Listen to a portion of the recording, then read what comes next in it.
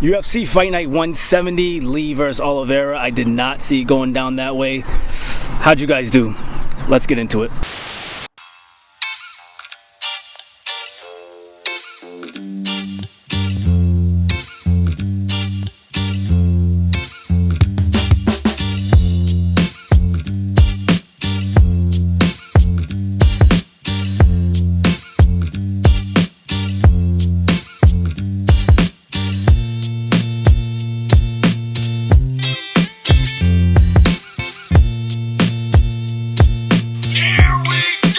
What's up, everybody? Rant and Rich here, back with another one. Hopefully this time the wind isn't too bad. I did remember my dead cat today, so hopefully that's blocking out some of the wind. Very disappointed with my picks. I know I suggested them. Really had a good feeling about Jussier Formiga, and he definitely dropped the ball.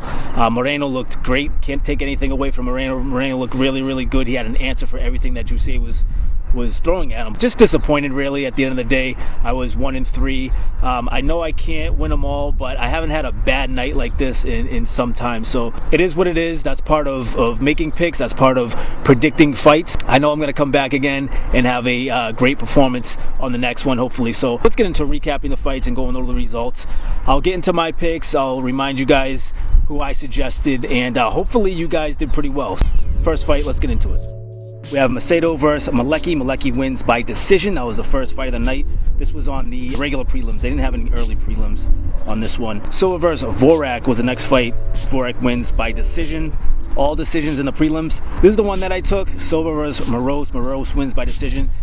If you guys watch the show, you guys know that I was a little, not iffy necessarily. I did like Silva, and I don't want to backpedal and say that I didn't like her, but I wasn't as confident in this one as I was with some of the other ones. So she did lose. Silva ended up losing by decision. I said to go small if you did take it. So if you did listen to me, hopefully you did listen to me and go small on that one. We have Yaya versus Brasilia. That was a draw, which is weird. You don't really see draws too much. Actually, these all up until this next fight that I'm talking about, I actually missed. Didn't realize it was on that early, and with all the craziness going on, I had to go do a few things and get situated for the weekend. So next one was Dos Santos versus Kaneko.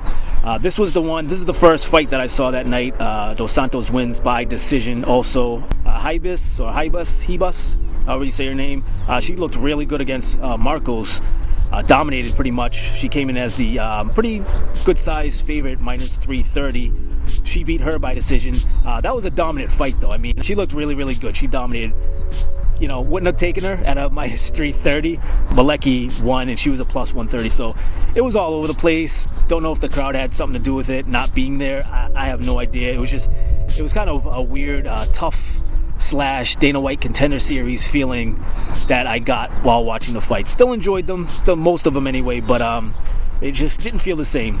So this is the second fight that I took for Formiga versus Moreno. Moreno wins by decision. Formiga just didn't have any answers. He just was stuck. Looked good, didn't look like himself, and again, I don't want to backpedal. I picked him for a reason. I told you guys to take him. Coming in as the minus 160, so he was a slight favorite, not too huge, but he was definitely a favorite nevertheless. Moreno was definitely the pick to go with. I didn't see that happening. I didn't see Moreno being as fast and as slick as he was. I'll tell you one thing, watching him in the past and watching him now, there's a huge difference. So I'm feeling really good about Moreno. I've picked Moreno before. It's just Jussier's, he's one of my top dogs, and he fell short. So I'm not sure what's going on with him. Maybe Moreno just outperformed him, and that was it. Maybe he wasn't sick or weight cut or any other excuses. Maybe Moreno was just a better fighter that night, and it happened. So unfortunately, that one lost for me. That was my second fight. Let's move on to the main card. This one started off with Rinaldo versus Makdessi. Rinaldo wins. He was a minus 170. He wins by decision. That was a back and forth fight. I thought Makdessi had him for a little bit. Rinaldo, I don't know, man. He's not a young dude, man, and he's taking care of business in the octagon. So I got to give it to him. Next up, we had Walkover versus Krylov. This is the one that I took. I thought Walker was going to do it, but he's not, I don't think, well-rounded enough. Krylov is very well-rounded. He's got a great stand-up game. He's got a great submission game. He was wrestling with Walker, took him down, dominated, control time was all in his hands, and Walker just didn't have an answer for it. I think he needs to improve on that, really. You can't always knock people out. It's not always going to happen. Krylov can do both. I thought Walker's power and aggression was going to give him the victory and possibly the knockout, but didn't happen. The all-around better fighter that night won. So Walker's still doing good. He's still a young guy. He's very entertaining. He can be a star. I think that his ground game is his wrestling needs to get a little bit better. When he's on the bottom like that, he really has to do something with it. Moving on to Moicano versus Hedzovic. Moicano wins. He came in as a pretty good size favorite too, -350. I don't know what happened after the fight. I don't know why he was screaming at him. I did watch some of the post-fight interviews with him, and he said, I don't think it was anything personal. He's just very worked up, and his emotions got the best of him. So anyway, he won by submission. Maia versus Burns. This was the co-main event. Maia gets knocked out. I did look at this one before giving my picks, and I was like, you know what?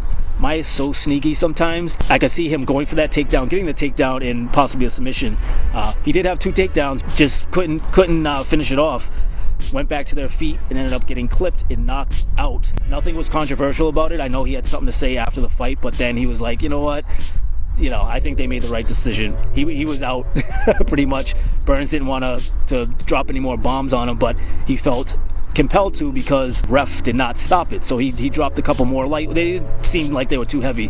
One of his idols, he said, and he has a lot of respect for him, so he didn't want to put him in any more danger. And Demian Maia, if not the best, definitely one of the best in the submission department, but just couldn't deliver, and he ended up losing by KO TKO. Okay, so getting into the good stuff. Main event, Kevin Lee versus Charles Oliveira. Let me start by saying Kevin Lee looked pretty good. He traveled. That's not his hometown. Brazil's not a close flight. He came in as the favorite at a -145. That should have been a little bit closer, but he looked good. Missed weight. Don't know if that had something to do with him losing. If he made weight, would he have looked even better? Charles Oliveira didn't look pretty good. He looked fantastic. He looked great. He looked confident. He had his hands down a couple of times. I was like, oh man, I don't know, because I did suggest taking Charles Oliveira, and if you did, good job. That was the one I actually hit on this event. But yeah, Charles Oliveira looked fantastic, ends up winning by submission. He was the +125 underdog. His stand-up looked great. His confidence looked great. His speed looked great. He's very, very agile. He's moving quickly in and out the pocket. He was doing everything right. I can't say anything bad about Charles Oliveira's performance. Even if he lost, say this fight went to decision or something, and somehow he lost, because it was a little bit back and forth at times, and they both got clipped, and they were both being somewhat aggressive. Let's just say he did lose. I still wouldn't take anything. I wouldn't change anything about what I'm saying about his performance. And actually, Kevin Lee got the takedowns. He got 2 takedowns. Let's look at total strikes on this one. 61 for Kevin Lee, 51 for Charles Oliveira. Then we have significant strikes, 41 for Kevin Lee, 43 for Oliveira. 2 takedowns for Kevin Lee. At the end of the day, Kevin Lee looked really gassed again. This may have been to do with the weight cut. Not sure.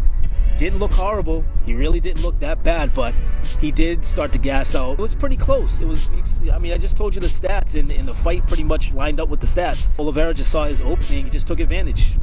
That's pretty much it.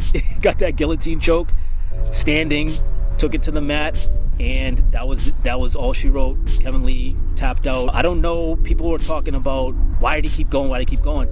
I don't know if he was just in denial, a lot of adrenaline going, what have you. I'm not sure about that, but possibly maybe he went out just a little bit. Maybe he briefly went out and came back too, or he almost went out and was just really foggy.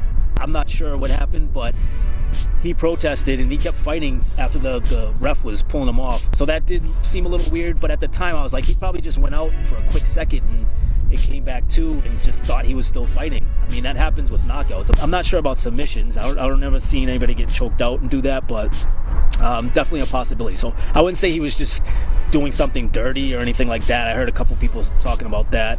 I wouldn't go there and say that. That's all I got. I hope you guys enjoyed the fights, at least if you guys did take my advice on the picks. Can't win them all. If I won them all, I'd be a billionaire, and I'm definitely not that. So hopefully you just took Oliveira. That would have been the preferred thing to do. So I'm going to try to make another video this week. I know there's an event. Dana White's really, some calling him greedy. I don't know, but he's really trying to keep these events in order. There's a fight coming up this weekend. Then we got the Tony Ferguson-Khabib fight. That's coming up pretty soon too. So I think they plan on keeping these events going, at least for now. That's what I'm hearing. Hopefully they do, because people don't necessarily have to be there, even though it was a little awkward, it was a little weird seeing it and not hearing the crowd, especially Brazil. I mean, Brazil, you know, fans are crazy and loud out there. They love their sport, and they should love their sport. They have a lot of good fighters. But yeah, we'll see what happens as far as the crowd goes and the events go. Just week by week, day by day, that's all we can do. I will try to put some more picks out. Better luck next time, as they say. Hopefully these ones will be good. I've been on a really good lucky streak. Luck doesn't last forever, and as I always say, it comes down to luck. That's about it, really. At the end of the day, I do all the research in the world. I know other people do all the research in the world. You either had a good night or a bad night, and I had a bad night. 25%, one out of 4, or 1 in 3, whatever way you want to look at it. It wasn't a good night. That Charles Oliveira one made it so I didn't lose 4 in a row. Keep on chugging, and until next time, Rant Rich here, signing out from sunny SoCal. I'm out of here. Laters. Oh yeah, and stay safe out there, guys. I know it's a lot of craziness. Don't get too wrapped up into the media. Just use your head, be as safe as possible, clean as possible, and we'll get through this.